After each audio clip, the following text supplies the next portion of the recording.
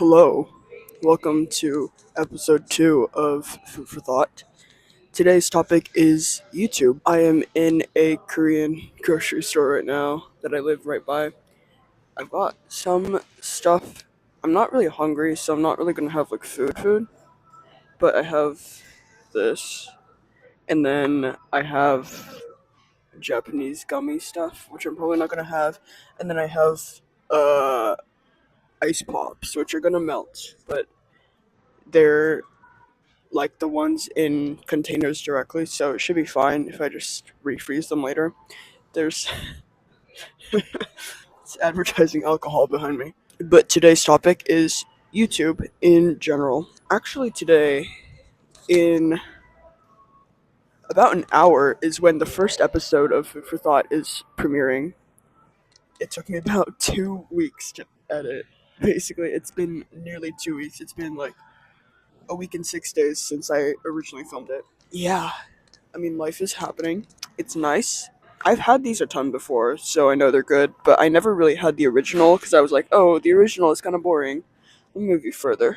I feel like one of those, that one guy who's like only eating at a Korean convenience store for a day or whatever. There aren't a lot of people here. There are a couple here, but they're not looking at me or anything, so we're good.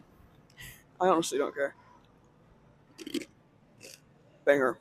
So, YouTube nowadays is very much this thing people use for like a career. There's social media is like an actual job. You can actually be a content creator for money, and it's interesting. I have an interesting relationship with it because I do stuff outside of this channel, which I'm not going to talk about on this channel, but I've talked about this channel on those other places. It's fun, but um, on those platforms, or on those accounts, I'm more so, an actual content creator, whatever. Not a successful one by any means, but I just do it because I like it. But this account, Everything Corner Piece, is very much just for myself. I said in the last episode, but this channel is very much like an archive for everything I make. I've been holding on to this the whole time, and I only now just bit into it. It's fine. I saw a video where someone got these like freshly made, which I thought was cool. I don't know. I think I'm going to Japan in like 2 months, maybe. So maybe I'll see that there. I don't know. Does this have wheat? No, it doesn't. Hell yeah. I knew that. But yeah, this channel is very much. It's more so the way I perceive media. I'm gonna talk about this in a future episode, but I feel very much like not of this generation. I don't know. I'm very much giving like a '90s look right now. Like '90s, early 2000s. It's just how I dress generally. I feel like I never viewed YouTube as that. Of course, I follow channels like Smosh and stuff, and I watch a ton of content creators, a lot of commentary creators. But when I think of YouTube, I think of it's actually crazy. I'm younger than YouTube. I was born like a year after YouTube happened, I think. I'll cut this out if I'm wrong. But when I think of YouTube, I do think of things like me at the zoo. I think of just it being this site where people can share things that they've made, share little projects, and that's very much what I use this account for. If you look at it, this is kind of the only series alongside the Star video where it's like not that, where it's very, I guess, curated. Even though this series isn't really curated, it's more just like me yapping about stuff. I've come up with a list of like over 10 topics so far that I would like to talk about in one of these episodes. I've also noticed editing the last episode that my voice is a lot lower than it usually is in these, and I think that's because I'm talking a lot lower. In that, the audio quality was much worse than I hope it is in this. I don't know yet, but I'm actually projecting a bit more. In the last one, I was talking very quietly because basically everyone could hear everything, but here I'm in like a market, so it should be fine. I hate that there's just a woman right there.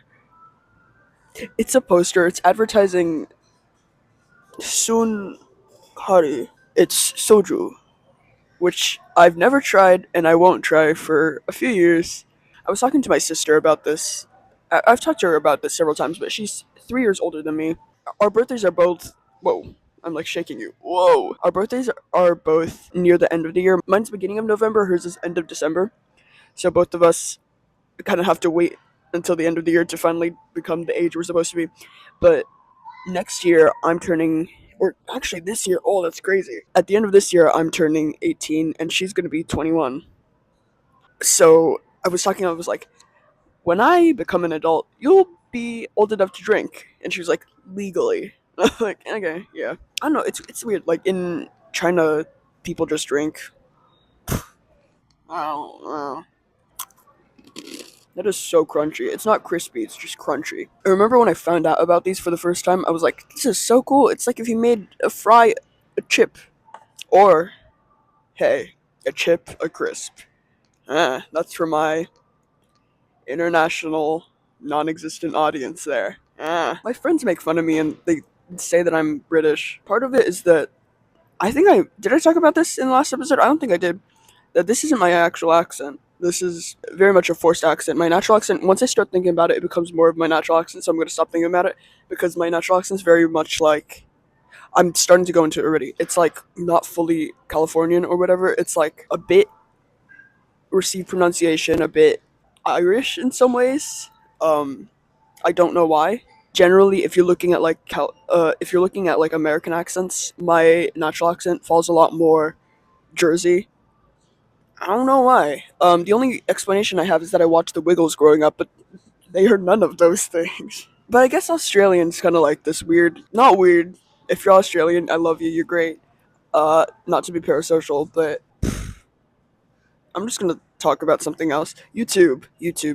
Yeah, I don't see this as like a career by any means, at least on this account. I know on my other account, and I'm like doing a group channel stuff with my friends, which I'm really the only one running, which is fine because I'm the only one who like really likes to do this. This is still, I don't know. I like just documenting things to have something to look back on in the future. I think it's cool to save these moments in time. And that's also how I view social media in general. The only reason I hate social media, the only reason I use it and I post stuff is because I want to keep up with my friends. I want to know what they're up to in their lives. I want to be able to tell them what's up with my life without it being like confrontational, like messaging like, "Hey, I just went to this place." They don't care, I don't think. Social media is such a passive way to engage with that. And I follow a lot of like creators and actors and stuff, but the only reason I follow actors is because I look up to them. The only reason I follow creators is just because I think they're like funny, which I think is how most people approach it. But I don't see it as any sort of like clout thing. Which that's also interesting because this is. It sounds unrelated at first. One of the most hurtful things I've ever been told to me wasn't even like a statement. It was my friend making an assumption, saying just in passing in the middle of a conversation, it's like something along the lines of like, but yeah, you're like going into acting for like money or like to be famous or something like that. And I was like, hello? That is one of the most like offensive, hurtful things I've ever been told because first of all, this is someone I viewed as one of the closest people to me. I'm still friends with this person. Hi, because I know you're watching this. It was just like, what kind of judgment of character is that? I don't think I've ever said anything to make it seem like I do anything for attention or money. I'm very much like open about the fact that I don't. Yeah, social media is just like, well, so I basically just take pictures and videos of everything. I try to document everything just because that's the kind of person I am. I'm very sentimental, which can be terrible, and that's connected to something I'm going to talk about in the future, which is memory, and that mine is extremely good. Yeah, but I do view social media as this place to basically keep all those documentary and whatever things, just like detailing every moment I want to in my life, but having it in a place where other people can see it as well. And you'll notice that I repeat a lot of similar topics between episodes, especially in relation to the first one.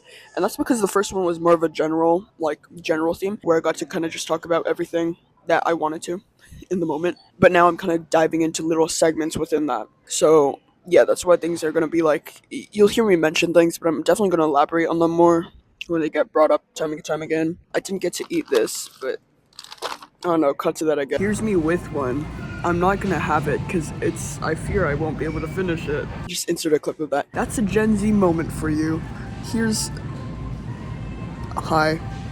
I don't know what I was gonna say. Okay, go back to the video now. But yeah, I just very much see this as a silly little video sharing site. Very much how it was originally made to be. I don't know if I like where social media is headed. I don't think I do. I think I really do hate where social media is headed.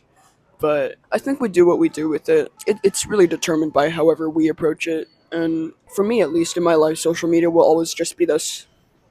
It'll always be a place for me to keep these little moments in time in my life and share it with the world.